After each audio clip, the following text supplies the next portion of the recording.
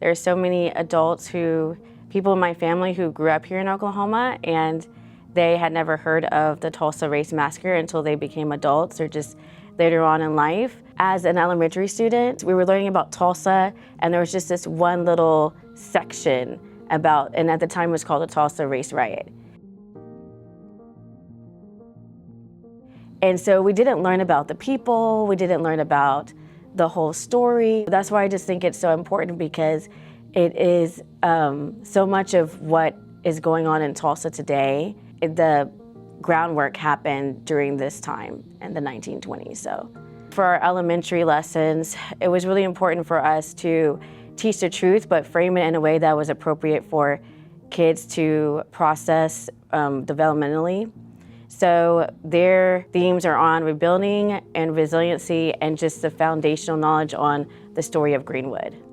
When you work with 11-year-olds, they can sense when you're not being real with them, if you're holding back something. They also are at the age where they're gonna ask a lot of questions. So it's better to just be prepared to explain these difficult topics straightforward. It's difficult for adults, but it's not really that difficult for students. When you talk about things like racism and discrimination, it's very straightforward, I guess is what I say. They do learn that as soon as Oklahoma became a state, the first law that they passed were the Jim Crow laws.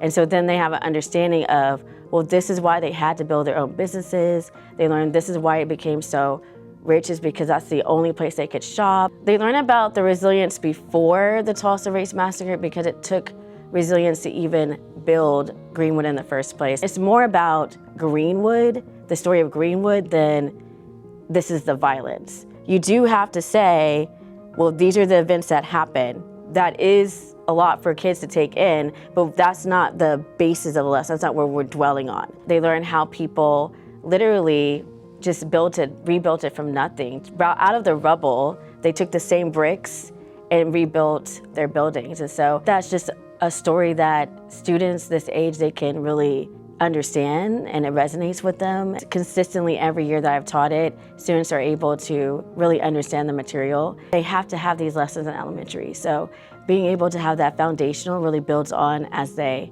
get older.